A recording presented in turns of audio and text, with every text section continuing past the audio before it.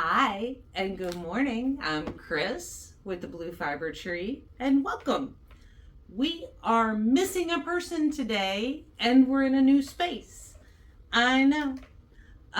Poor Miss Jeannine has been fighting a cold or the flu or something for a while and still has a little bit of a cough and didn't want to be, sitting next to me, coughing, trying to talk, because the more she talks, the worse the cough gets.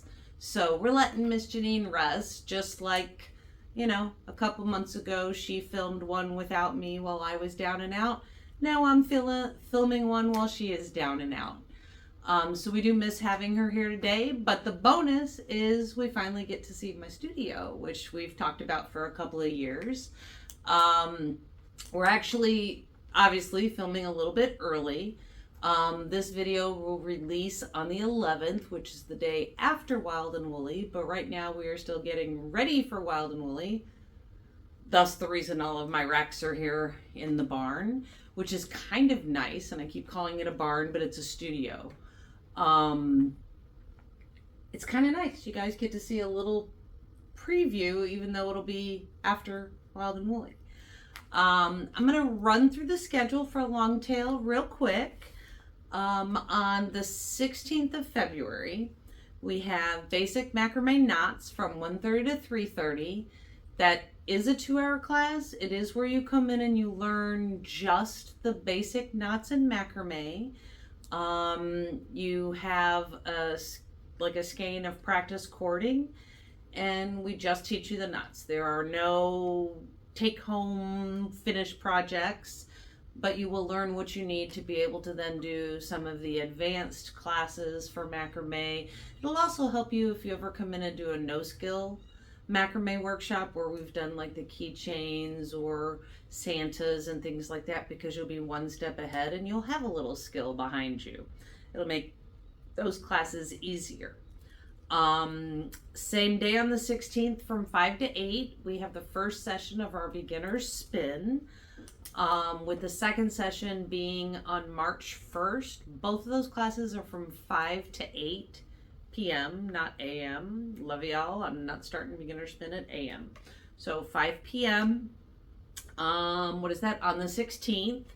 And I just want to show you. So this right here is a basic 2-plied hand spun yarn. This was done with a fractal, which is a way you line up your fibers in certain colors to create this look. This was done by my partner in alk&me, done by Sue. Happened to be hanging, so I grabbed it. But again, basic 2-plied. And if you take beginner spin, and it's something you like and you dive down that rabbit hole, you can go on to take things like our lock spinning class, our core spinning. We can do a drafting class. We can do just a basic art yarn class. And I wanted to show you some examples. So this is a thick and thin yarn that was spiral plied. If I can get my hands in here, and you can see you've got your thinner sections and your thicker sections. Beautiful, beautiful yarn. And then also this is core spun and then coiled. So you get these little seashell looking things. If I can get to a section. See, you've got some thinner sections, some thicker sections. But it creates little seashells. And then my favorite is the core spinning, which you can do thin like this. I love these colors. They just make my heart happy. Or thick, bulky, and fun like this. This screams waterfall to me, so I feel like I'm gonna have to make another wall hanging. I don't know, I'm feeling it lately. But after beginner spin on the 17th, we have the rigid Heddle basics from 10 to 4. The 21st is beginner's macrame from 4 to 8. And that is where you take home a finished wall hanging. So that's kind of nice because you learn all of the basic knots in macrame plus their opposite variations of it, like a right hand square knot, and then we'll also teach you a left hand square knot. So, you know, you get both versions of it. That's from 4 to 8 on the 21st. And then finally we have on the 24th, we have an advanced macrame pillow cover from 10 to 3.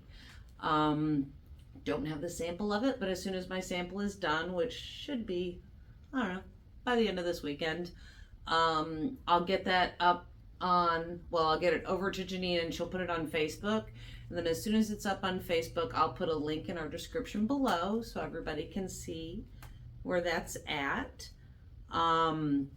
But that's the end of the classes for the next couple of weeks that are going to be over at Longtail. I told everybody by the beginning to middle of February, I would get my calendar out for the summer for dye classes at the studio. I know, doesn't look like we have enough room in here for classes, but we do because these racks are normally not here. And this floor is very open once the racks are skedaddled out of the way. But the schedule for the summer will be in the description below.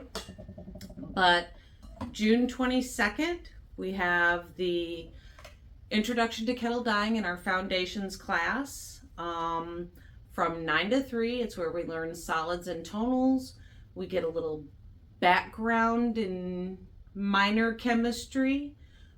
We talk about how to create a proper stock solution, talk about timing and temperature, and everything that you need to know to begin your journey in dyeing. Whether you want to go the route of, I want to become an indie dyer like Kris and Sue, or if I just want to be able to dye enough to have my own sweater. On June 23rd, also from 9 to 3, is our variegated class. We do a foundations at the beginning of it. Those are the only 2 classes where I do a foundations class because you need it. You have to understand time, temperature, stock solution, ratios. You have to understand it if you want to be, what's the word I'm looking for? If you want to have continuity in your dyeing. So if you want the red that you use today to be the same red that you use tomorrow, there's certain ways that you mix it to make sure that you're exact or as close to exact as you can get. And that's what we learn in our foundations. But the 23rd is the variegated class from 9 to 3. On the 29th, for the first time ever, I'm going to offer a speckle dyeing class. We're going to do a workshop on speckling. And somewhere behind me, look at that, right behind me, speckles. Speckles, lots of fun speckles. So we're going to learn how to do that. Took me a little while to master it. The first couple of times that I did speckling, I literally wanted to throw my yarn away and never speckle again. Hey friend, toss me that ball of yarn underneath that ledge. Thanks. First speckle job. Not so pretty. Ow, come off of there. Way later speckle job. Very nice and pretty.